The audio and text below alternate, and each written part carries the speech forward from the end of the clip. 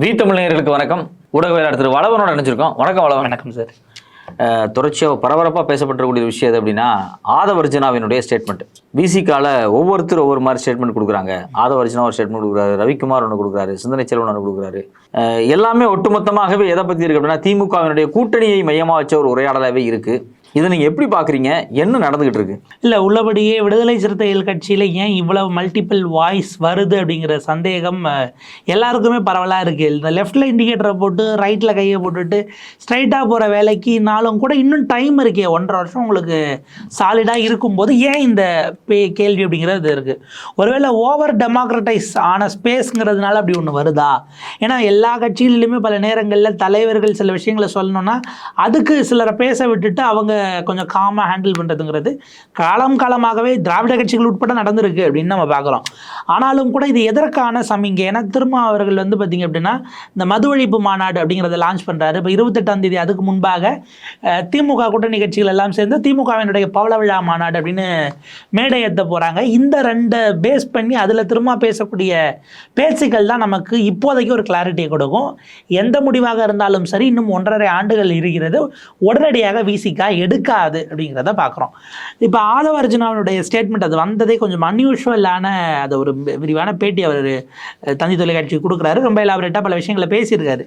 இதில் வந்து பார்த்திங்க அப்படின்னா, கட்சியை காலமாக நீங்கள் நம்ம இந்திய தேசிய காங்கிரஸ்க்கு அந்த காலத்தில் சுதந்திரத்துக்கு முன்னாடி மிதவாதிகள், தீவிரவாதிகள், அப்புறம் இதில் ரெண்டும் இல்லாமல் இருக்கக்கூடிய அகிம்சாவாதிகள், இந்த மாதிரிலாம் நீங்கள் பிரிக்கிற மாதிரி விசிகாவிலும் பல விதமான குரல்கள் உண்டு. அவங்களுக்கு காலமாக ஆட்சி அதிகாரத்தில் பங்குங்கிற இன்டென்ஷன் இருந்தாலும் கூட நிகழ்கால ரியாலிட்டிக்கு தகுந்த மாதிரி தான் பல விஷயங்களை இவ்வளவு நாட்களாக கிட்டத்தட்ட உங்களுக்கு 25 ஆண்டுகளை கடந்து அவங்க பொறுத்துக்கிட்டு இருக்காங்க, இல்லை இதை அக்செப்ட் பண்ணிக்கிறாங்க. ரியாலிட்டியோட எப்பயுமே ஒத்து போகக்கூடிய தலைவர் தான் திருமாவளவன். ஆனால் அவர் மது ஒழிப்பு மாநாடுங்கிறத தாண்டி மது விலக்கு நோக்கி அப்படிங்கிறத எடுக்கும் போதே கொஞ்சம் ஏன் இவர் இப்படி டச் பண்ணுறாரு, இது நிறைவேற்ற முடியாது என்பது அவருக்கும் தெரியும். ஆனாலும் ஏன் எடுக்கிறாருங்கிற கேள்வி வரும்போது தான் இப்போ இதுக்கு வன்னியரசு ஒரு வாய்ஸில் பேசுகிறாரு, சங்கத்தமிழன் ஒரு வாய்ஸில் பேசுகிறாரு, ஆதவர்ஜுனா ஒரு விதமாக பேசுகிறாரு, ஆலூர் ஷானவாஸினுடைய வாய்ஸ் வேறு விதமாக இருக்கிறது. வேறு விதமாகனா இதில் ஒட்டுமொத்தமாக இது எல்லாமுமே கட்சிக்குள்ளே இது அத்தனையுமே இந்த எல்லா குரலுமே இருக்குங்கிறதான் இப்போ உண்மை. கட்சிக்குள்ளே இது எல்லா விதமான ஆட்சி அதிகாரத்தில் நம்ம பங்கு கேட்கணும். 6 சீட்டு, அதாவது 2019 கொடுத்த அதே 2 சீட்டை கொடுத்து நம்மளை முடிச்சுட்டாங்க. நீங்கள் 2021 6 சீட்டு, அதாவது முதல்ல பேச்சுவார்த்தைக்கு போனது விசிகா, கடைசியாக எந்த 6 சீட்டு முடிவு பண்ணது விசிகா. அதை அட்ஜஸ்ட் பண்ணி கூட்டணி அமையணுங்கிறதுக்காக அந்த 6 சீட்டை அவர் ஒத்துக்கிட்ட பிறகு தான் 2 கம்யூனிஸ்டுகள் போயிட்டு வந்தாங்க அப்படிங்கிற அந்த ஸ்பேஸ் எல்லாம் வரிசையாக வந்தது இல்லையா. அதை முதல்ல பேச்சுவார்த்தைக்கு முதல்ல போயிட்டு கடைசியாக என்ன சீட்னு முடிவு பண்ணதுன்னா அது ஒன்று சேர்ந்துடணும், கூட்டணியை சிந்தாமல் சிந்தாமல் கொண்டு போகணுங்கிறதுல திருமாவுக்கு 21 ஒரு ரோல் இருந்தது. ஆனால் அந்த கவுண்டை ஏற்றாமல் இப்பயும் 6 தான் கொடுக்கணும் அப்படிங்கிறதுல திமுக உறுதியாக இருப்பதாக பலவிதமான செய்திகள் அது அவங்களுக்குமே வந்திருக்கலாம். ஏன்னா போன முறை போட்டிட்டு அதே இலக்குகளில் வச்சுக்கணும் அப்படின்னும் போது அப்போ அந்த 6 தான் திரும்பவும் அப்படின்னா நீங்கள் உங்களுக்கு கிட்டத்தட்ட 2019 26ன்னு கணக்கு வச்சிங்க அப்படின்னா ஒரு 7 ஆண்டுகளாக கட்சியினுடைய ஸ்டாக்னண்ட்டாகவே நம்ம இருக்கிற மாதிரியே இருந்து போயிருமோ. அந்த 6க்கு நீங்கள் 6 ஜெயிச்சாதான் இப்போ இருக்கிற 4 எம்எல்ஏங்கிறது ஒரு வேளை மாறலாம் அப்படிங்கிற எண்ணம் வரும். இல்லைனா இப்போ இந்த 6 ஆண்டுகளாக நீங்கள் வந்து எதிர் அரசியலே செய்யலை. ஏன்னா நீங்கள் ஆளுங்கட்சியாக வரும்போது உங்களுக்கு அந்த அக்ரெசிவ் அரசியலுக்கு வேலை இல்லாமல் போயிருங்கிற ஒரு பாயிண்ட் இருக்குது. அப்போ பல விஷயங்களை ஆட்சியில் திமுக இருப்பதனால ப்ராப்பராக ரெப்ரசன்ட் பண்ண முடியல இல்லை அப்படிங்கிறத ஒரு குரல் ரொம்ப நாட்களாக விசிகாவில் இருந்துகிட்டு இருக்கிறது. பலரும் அவங்கவுங்க விருப்பத்தை சொன்னாங்க, 24 போயிடும் அப்படின்லாம் சொல்லும்போது தான் இப்போ அது வெடித்து வெளியில் வர தொடங்கி இருக்கிறது. ஒரு மிக்ஸ்டு பேக்காகத்தான் இன்றைக்கி விசிகா இருக்கிறது. விசிகாக்குள்ளே இது எல்லா விதமான குரல்களும் இருக்கிறதுங்கிறதுக்கு தான் உங்களுக்கு ஆதவர்ஜுனாவோ அல்லது ரவிக்குமாரோ அல்லது சிந்தனை செல்வனோ நீங்கள் யாரை வேணாலும் அதுக்கான விஷயங்களாக எடுத்துக்கலாம். போகிற போக்க பார்த்தா தலைமை இப்போதைக்கு யாரும் பேட்டி கொடுக்காதீங்கிற ஒரு கேக் ஆர்டரை கொடுக்குற லெவலுக்கு வந்துருமோ அப்படிங்கிற மாதிரி இது பொலிட்டிசைஸ் பண்ணப்படுது அப்படிங்கிறத. ஆதவர்ஜனாவே கட்சிக்கு ரொம்ப புதிய நபர் தான். அவர் ஒன்றுக்கு பெரிய அரசியல் பேக்ரவுண்டெல்லாம் கிடையாது. அவர் கொஞ்ச நாள் திமுகவோட அதிகார வட்டங்களில் நெருக்கமாக இருந்தார். பிற்பாடு திடீர்னு விசிகாக்குள்ள வர்றாரு. வந்தோடனே அவர் எம்பி சீட்டு கேட்டார் அப்படின்னு ஒரு பேச்சு இருக்குது. அவருக்காக தான் எங்களுக்கு ஒரு பொது தொகுதி வேணும், 3ஆ கொடுத்துருங்க, மதிமுக வைகோ கிட்ட அந்த ஒரு சீட்டை நீங்கள் குறைச்சிட்டிங்கன்னா எங்களுக்கு கொடுங்கிற லெவல் வரைக்கும் ஒரு அட்டெம்ப்ட் பண்ணாங்க. பட் திமுக ரொம்ப ப்ராப்பராக இவருக்கு தான் கேட்குறாங்கங்கிறது தெரிஞ்சு இல்லைனாலும் ஆக மொத்தம் இப்போதைக்கு இல்லைங்கிறத சொல்லிட்டாங்க. ஆக்சுவலாக அவருடைய அரசியல் அபிலாஷைகளுக்கான ஒரு ஸ்பேஸ் அகாமடேட் பண்ண வேண்டிய தேவை அல்லது என்ன துணை பொதுச் செயலாளர்கள் ஒருவராக தான் அவர் இருக்கிறார். ஆனால் அவர் உள்ளே வந்ததே ஏற்கனவே இருக்கிற துணை பொதுச் செயலாளர்களோட கொண்டு போய் ஈக்குவேட் பண்ணி அவர் உள்ள தூக்கி போடுவது என்பதை எல்லாரும் ரசிக்கலைங்கிறது தான் விசிகேல இத்தனை ஆண்டுகளாக பொதுச் செயலாளர் எல்லாத்துக்குமே ஒரு பெரிய வரலாறு உண்டு. தொடர்ச்சி உண்டு. நிறைய களத்தில் இருந்திருக்காங்க, பல போராட்டங்கள் இருந்திருக்காங்க, சட்டமன்ற உறுப்பினராக இருந்திருக்காங்க, நாடாளுமன்ற உறுப்பினராக இருந்திருக்காங்க, பல வேலைகளை செஞ்சுதான் மேலே வந்திருக்காங்க. ஆனால் அவர் திடீர்னு வந்த உடனே இவர் வந்து ஏதோ ஒரு அடிப்படையில் ஒரு துணை பொதுச் செயலர் ஆகிறது ஒரு முரண்பாடான ஒரு விஷயம் தான். ஆனால் இன்னைக்கு அவர் வந்து அவருடைய ஸ்டேட்மெண்ட்டை விசிகாவோட ஸ்டேட்மெண்ட்டாக மாற்றுற அளவுக்கான ஒரு பரபரப்பு கிரியேட் ஆகுது இல்லையா? அவர் ஒரு ஸ்டேட்மெண்ட் சொல்றாரு, அதுக்கு நேர் எதிரான இன்னொரு ஸ்டேட்மெண்ட்டை திரு ரவிக்குமார் அவர்கள் சொல்றாங்க. அவங்க கட்சியில் ரொம்ப காலம் இருக்கக்கூடிய ஒருத்தர், பொதுச் செயலாளர், பொதுச் செயலாளர், ஒரு இன்டலெக்சுவல். அவருக்கு ஒரு பார்வை இருக்கு இந்த தேர்தல் அரசியல் குறித்து. இந்த முரண்பாடு எப்படி இருக்கும் கட்சிக்குள்ள? இல்ல, நீங்க கட்சியில 3வது இடத்துல கொண்டு போய் துணை பொதுச் செயலாளர் உட்கார வச்சுட்டு அவர் ஸ்டேட்மெண்ட்டை கட்சி ஸ்டேட்மெண்ட் ஆக்குறாங்கன்னா நம்ம அதை எப்படி பார்க்க வேண்டியிருக்கு? இப்போ அதே துணை பொதுச் செயலாளராக இருக்கக்கூடிய ஆளுர் ஷானவாஸ் அவர்கள் ஒரு டிபேட்ல சொல்றாரு, கூட்டணியை உடைச்சிடணுங்கிறதுக்காக மீடியா தான் கங்கணம் கட்டிட்டு வேலை பார்க்கணும் ஒரு குற்றச்சாட்டை வைக்கிறார். அது விசிகாவோட ஸ்டேட்மெண்ட்டாக தான் பார்க்கப்படுது. வன்னியரசு அவர்கள் புதிய தலைமுறையில் அக்னி பரீட்சையில் பல விஷயங்களை பேசிட்டு டில் எலெக்ஷன் வர வரைக்கும் கூட கொஞ்சம் மீடியாஸ் மட்டுமே கொடுக்கலாம், யூடியூப் சேனல்ஸ்க்கான பேட்டி வேண்டாங்கிற மாதிரியான ஒரு சஜஷன் போயிட்டு இருக்குன்னு அவர் சொல்றாரு. இப்போ சங்கத்தமிழனுடைய பேச்சு அது கம்ப்ளீட்டாக தடாலடியாக வர மாதிரி இருக்கும். அவர் இளைஞரணியுடைய செயலாளராக இருக்காரு. அப்போ உங்களுடைய துணை பொதுச் செயலாளருங்கிறது கட்சியில் 3rd பொசிஷன் தானேங்க. அதில் பல பேர் ஷேர் பண்ணிட்டு இருந்தாலும் கூட தலைவர், பொதுச் செயலாளர், துணை பொதுச் செயலாளர் தானே. அதிகார மட்டத்தில் நீங்கள் அந்த லெவலில் வச்சுட்டு அவர் கட்சியின் கருத்தை மாத்துறாங்க அப்படின்னா நீங்கள் எப்படி அப்படிங்கிற கேள்வி இருக்கு. இது ஆப்வியஸாக டிஎம்கே ஏன் அப்போ ஹேண்டில் பண்ணுச்சு? இவங்க துணை பொதுச் செயலாளராக ஆதவ அர்ஜுனா சொன்னதுக்கு திமுகவினுடைய துணை பொதுச் செயலாளர் ஆராஸ் அவர்கள் வந்து ப்ரெஸ் மீட்டில் பேசுகிறாரு, அதுக்கான மறுகருத்து சொல்கிறாரு. திரும்ப அவர்கள் பரிசீலிக்கணும். அவர் எழுச்சி தமிழர் அவர்கள் இது குறித்து அவருக்கு தெரியும் இன்னைக்கு சூழல் என்னவா இருக்குது அப்படின்ட்டு அவர் அதை பார்த்து ஹேண்டில் பண்ணணுங்கிறத ஈக்குவேட் பண்ணுற அளவுக்கு துணை பொதுச் செயலாளராக இவங்க கட்சியில் இருக்கிறவங்கள ஈக்குவல் ஸ்டேட்டஸில் திமுக இறக்குதுனாலே இதுக்கு அதாவது மற்றவர்கள் எல்லாம் ஊடகங்கள் துணை பொதுச் செயலாளராக அவர் புதுசாக வந்தவருக்கு வெயிட்டேஜ் கொடுத்துச்சா, அதை இவ்வளவு ஆண்டுகளாக அரசியல் செய்கிற 75 ஆண்டுகால திமுக வெயிட்டேஜ் கொடுத்துருக்குல்ல.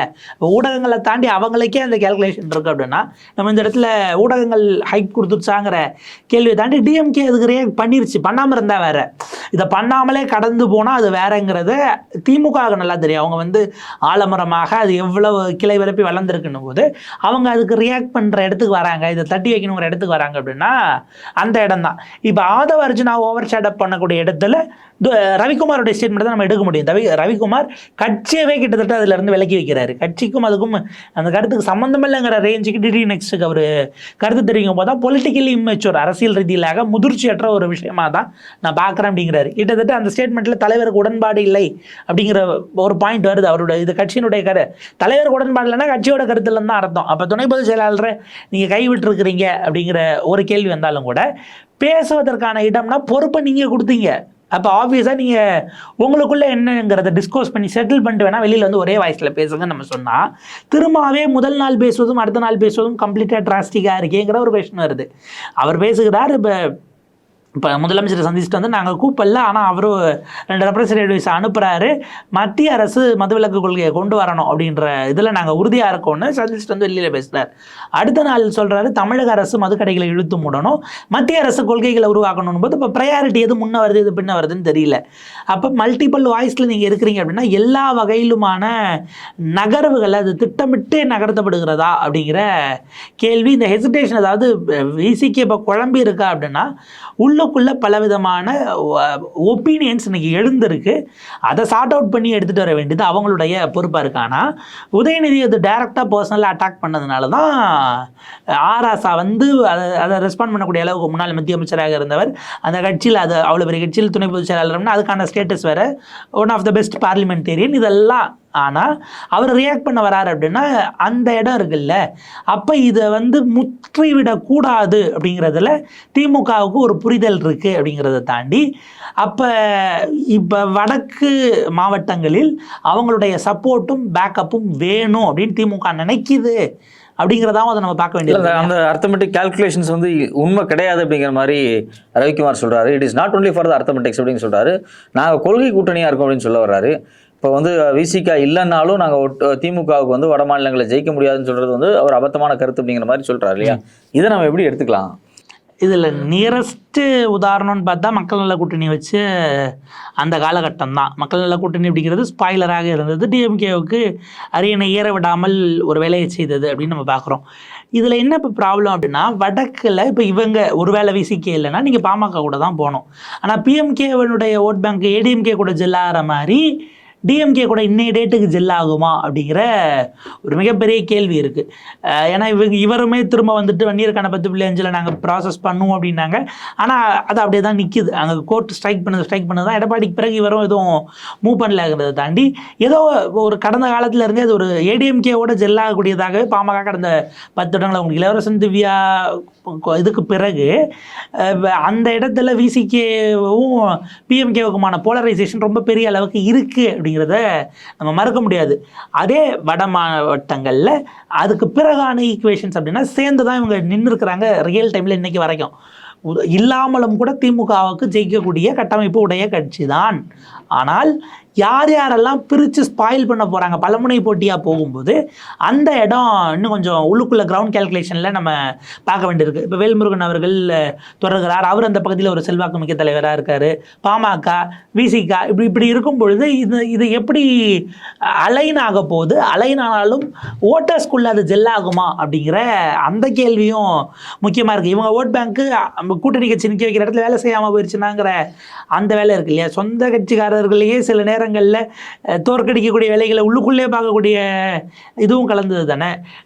விசிகே இல்லை அப்படின்னா ஆப்வியஸாக டிஎம்கேக்கு கிரவுண்ட் எத்தனை முனையாக பிரியுதுங்கிறத பொறுத்து அவங்க அடிச்சு கிளியர். அதாவது கட்டமைப்பு இல்லாத கட்சி கிடையாது, தமிழ்நாடு முழுக்க கட்டமைப்பு இருக்கக்கூடிய திமுக தான். அது எப்படி இலகுவாக போகுது அல்லது அது ஒரு ஈஸி ஸ்வீப்பாக இருக்க போதா இல்லை கொஞ்சம் கஷ்டப்படணுமா அப்படிங்கிறத. ஏன்னா பொன்முடி அவர்கள் உங்களுக்கு விழுப்புரத்துலேருந்து போய் அவர் திருக்கோயிலூரில் கம்பீட் பண்ண வேண்டிய ஒரு நிலை வந்திருக்கிறது. இன்னைக்கு பக்கத்து தொகுதி தானால அவர் மாறி போகக்கூடிய ஒரு சூழல் வந்தது. அதுக்கு முன்பாக 2011க்கு பிறகு அப்படி ஒரு சேஞ்ச் வருது அப்படின்னா அதுக்கு பிறகு அவங்க கிரவுண்டை கைப்பற்றிருக்கிறாங்களா, அதுக்கு பிறகு அவங்க தனியாக நிற்கல. 16 உங்களுக்கு ஒரு உதாரணம் இருந்தாலும் அதுவே கிட்டத்தட்ட 8 வருஷம் ஆயிடுச்சு. அப்போ எதிர்முனையில் இருக்கிறவர்கள் யார் யாரெல்லாம் ஒன்று சேர்றாங்கிறத பொறுத்து தான் டிஎம்கேவினுடைய அந்த ஈசி கோவா இல்லை அப்படிங்கிறது இருக்கும். பட் வட மாவட்டங்களில் விசிகாவுக்கும் பாமகவும் ஒரு ஃபோர்ஸாக இருக்கிறார்கள் அப்படிங்கிறத மறக்க முடியாது. இப்போ அது போலரைஸ் ஆகி 3-4 முனை அதிமுக கூட போகலைன்னா ஒரு ஈக்குவேஷன், போனால் ஒரு ஈக்குவேஷன் இப்படிலாம் வரும் இல்லையா. பிஜேபி பாமக விட போதா, பாமக வெளியில் வருதா இல்லை பிஜேபி விட போதா அப்படிங்கிற அந்த ஒரு ஈக்குவேஷன் வருது. இப்போ இவர் மது ஒழிப்பு மாநாட்டை அங்கே போயிட்டு கள்ளக்குறிச்சியில் நடத்துகிறார் அப்படின்னா கள்ளக்குறிச்சியை தாண்டி ஏன் நீங்கள் வேறு இடத்துக்கு போக முடியல. அது அந்த பேஸ்டியன் அந்த ஜோனு வட மாவட்டங்கள் அப்படிங்கிறதுக்குள்ளே இருக்கிறத கன்சால்டேட் பண்ணுவதற்கான தேவையாகவும் நம்ம அந்த மாநாட்டை பார்க்கணும். அது மது ஒழிப்புங்கிறது நோக்கமாக இருந்தாலும் அதை தாண்டி பார்ட்டியினுடைய ஸ்ட்ரென்த்தை நீங்கள் கன்சால்டேட் பண்ணி காட்டுவதற்கான ஒரு வாய்ப்பு இதுக்கு முன்பாக திருச்சியில் போட்டாங்க அப்படிங்கிறது. அஃப்கோர்ஸ் அது ஒரு மாற்று தான். நம்ம பார்த்தாலும் கூட திரும்ப கோரை நோக்கி நகரணும் அப்படின்னா நீங்கள் கோரை திரும்ப ஒன்று சேர்க்குறீங்கனாலே வேற ஏதோ அடுத்த கட்டத்துக்கு மூவ் பண்ண போறீங்களாங்கிற ஒரு சந்தேகம் வரும் இல்லையா. இந்த பிரச்சனை அப்படிங்கிறது வந்து சுற்றி எங்கே வந்து நிற்குது அப்படின்னா, திரு உதயநிதி ஸ்டாலின் அவர்களுக்கு துணை முதல்வர் பதவி கொடுக்கறது அப்படிங்கிறது வந்து அவர் சினிமாவிலிருந்து வந்தாருன்னு சொல்லி ஒரு ஒரு அலிகேஷன் மாதிரியான ஒரு விஷயத்தை வந்து ஆதவர்ஜுனா வைக்கிறாரு. இவரே வந்து பார்த்தீங்கன்னா அடிப்படையில் எந்த பொலிட்டிக்கல் பேக்ரவுண்டும் இல்லாமல் திடீர்னு வந்து ஒரு கட்சியினுடைய பொதுச் செயலாளராக இருக்காரு. அவர் துணை பொதுச் செயலாளராக இருக்காரு. எதன் அடிப்படையில் வந்தாருன்னா அவர்கிட்ட பணம் இருக்குது அப்படிங்கிற அடிப்படையில் தான் உள்ள வராரு. இப்போ இந்த கம்பேரிசனை அவர் எப்படி வந்து ஒரு பேசலாம்? இது வந்து பொலிட்டிக்கலாக ஸ்ட்ராங்கான விஷயம் அது இல்லை. அது தவிர்த்திருக்கப்பட வேண்டியது அப்படின்னு தான் நான் பார்க்குறேன். ஏன்னா இது at the end of the day இப்போ திமுகவில் கொண்டு வந்து உதயநிதி இம்ப்ளான் பண்ணாலும் உதயநிதியை மக்கள் ஏற்றுக்கொள்கிறார்கள். அந்த தேர்தலில் அவரை வாக்கு வித்தியாசத்தில் சேப்பாக்கம் திருவள்ளிக்கேணிலேருந்து அவர் ஜெயிச்சு வந்துட்டார். அமைச்சராக பர்ஃபார்மன்ஸ் இருக்குன்னா திரும்ப மக்கள்கிட்ட போனால் அவங்களே புறக்கணித்து அனுப்பிவிட போகிறாங்க. அது அந்த கட்சியினுடைய விவகாரம் நம்ம பார்த்துருந்துருக்கலாம் அப்படிங்கிற ஒரு பாயிண்ட் இருக்குது. நீங்கள் அதை எழுத்து கேள்வி கேட்குறீங்கன்னா கூட்டணி விட்டு வெளியில் வந்துட்டு கேட்டால் அது வேறு. கூட்டணிக்குள்ளே இருக்கும்போது இப்போ இவ்வளவு நாட்களாக தெரியலையா, நம்ம ரிவர்ஸில் யோசித்தோம் அப்படின்னா உதயநிதி போய் திரும்ப அவர்களுக்காக வாக்கு கேட்டது அப்படிங்கிறத அவ்வளவு எனர்ஜெட்டிக்காக இவங்க ஐடிவிங்கும் தான் சேர்ந்து அந்த காலகட்டத்தில் ஷேர் பண்ணுச்சு. ஐடிவிங் அவர் தான் பார்த்துக்கிறாருங்கிறதையும் நம்ம மறந்துடக்கூடாது அப்படிங்கிற ஒரு பாயிண்ட் இருக்கு இல்லையா. திரும்ப அவர்களுக்கு சிதம்பரம் தொகுதியில் உதயநிதி வாக்கு கேட்டப்போ அது கூடுதல் எந்துவாக நீங்கள் அதை எடுத்துக்கிட்டீங்க கொண்டு போனீங்க அப்படின்னும் போது உதயநிதி வந்து கேட்டு தான் திரும்ப ஜெயிச்சார் அப்படிங்கிறது இல்லை. கிவ் அண்ட் டேக்குள்ளே தான் கூட்டணி கணக்குகளுக்குள்ளே போயிட்டுருக்கு. உதயநிதியை விமர்சிக்கிறீங்க அப்படின்னா இப்போ நீங்கள் எந்த தேவை இப்போ கூட்டணிக்குள்ளே வந்துச்சுங்கிற கேள்வி இருக்குது. திமுக அரசில் விமர்சிக்க எவ்வளவோ விஷயங்கள் இருக்குது. உங்களுக்கு ஏன் உதயநிதி உறுத்துது அப்படிங்கிற ஒரு கேள்வி. அவங்க கட்சிக்குள்ளே அவங்க நம்பர் 2 அடுத்து ஏற்கனவே ஃபிக்ஸ் ஆகிடுச்சு டெபுட்டி அப்படிங்கிறது. ஆனாலும் கூட இன்னைக்கு கூட்டணிக்குள்ளே உங்களுக்கு, அதாவது கவர்மெண்ட்டுக்குள்ளே உங்களுக்கு எந்த ரோலும் இல்லை. அது முதலமைச்சருடைய ப்ரராகேட்டிவ். கட்சிக்குள்ளே இருக்க மூத்த அமைச்சர்களே விரும்பினாலும் கொடுக்காதும் அவரோடதுன்னும் போது இது ஒட்டுமொத்தமாக ஏதோ உள்ளுக்குள்ளே போயிட்டு இருக்கக்கூடிய, அதாவது உதயநிதி மேலே இது டைரெக்டாக பர்சனல் அட்டாக்காகத்தான் திமுக பார்க்கும். ஆர்எஸ் அவர்களை போய் நீங்கள் பேசி அதை ப்ரெஸ்ஸை சந்தித்து அதை அட்ரஸ் பண்ணிட்டு வாங்கங்கிற லெவலுக்கு அனுப்புகிறாங்கனாலே இதை பர்சனலாகத்தான் எடுத்திருக்கிறார்கள். ஆக்சுவலாக அது பர்சனலாக தான் பேசப்பட்டது. நீங்கள் அதுக்கு முன்னாடி சொன்னது விஜய் குறிச்சதா கூட எடுத்துக்கலாம். பட் 4 வருஷத்தில் நேராக சினிமாவில் நடிச்சுட்டு முதலமைச்சர்னா அது வேற இல்லை. துணை முதலமைச்சர் 4 வருஷம் தான் அது அரசியலுக்கு என்னும் போது அது வேற இல்லையா? அது டைரெக்டாக உதயநிதி மீதான ஒரு அட்டாக் தான். அப்போ நம்மளுடைய கிரெடென்ஷியலாக ஆப்வியஸாக கேட்பாங்க. இப்போ உங்கள் கட்சியில் நீங்கள் துணை பொதுச் செயலாளர் ஆனதுக்கு கூட இருக்க அத்தனை துணை பொதுச் செயலாளர்களும் கேட்கலையா? கிரெடென்ஷியல் இன்னும் உங்கள் தலைவர்கிட்ட கேட்கலையா? அப்படிங்கிற ஒரு பாயிண்ட் இருக்குது. பேசப்பட்டிருக்கலாம், பேசப்பட்டு இருக்கும். பர்சனலாக அவரை வச்சுட்டு பேசியிருக்க மாட்டாங்க.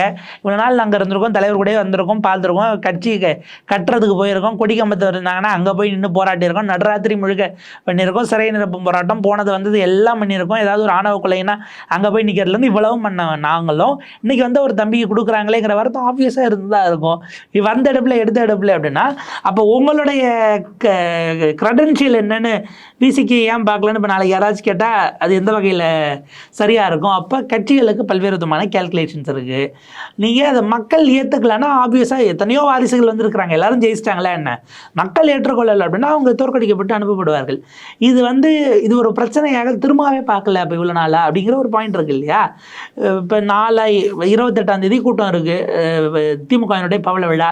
உதயநிதி குறித்து எதுவும் பேசாமல் தான் திரும்ப வரப்போகிறாரா என்ன அப்படிங்கிற கொஷின் இருக்குது. அப்போ இது அதாவது நீங்கள் விலகணும்னு முடிவு பண்ணிட்டு இதை டச் பண்ணால் பரவாயில்ல. கட்சியினுடைய தலைமை இன்னும் அந்த முடிவுக்கு வராத போது அவசரப்பட்டு நீங்கள் கூட்டத்தில் கட்டுச்சொத்தை பிரிச்சிட்டிங்களோ அப்படிங்கிற ஒரு கேள்வி தான் எழுது. இப்போ 26 எலெக்ஷன் கண்டிப்பாக திமுக விசிக கூட்டணி ஒன்றா இருக்கும் இல்லை இருக்காது அப்படின்னு உங்களால் உறுதியாக ஏதாவது சொல்ல முடியுமா? திரும்பவே சொல்ல வரான்னு தெரியலைங்க. அவர் சாயங்காலம் என்ன பைட்டு காலையில் என்ன பைட்டு கொடுக்குறாரு அப்படிங்கிறது இல்லை. இப்போ எதிர்முனையில் எந்த அணியும் எது அமைய போகுதுங்கிறதுல ஒரு கிளாரிட்டி இல்லை இன்னைக்கு வரைக்கும்.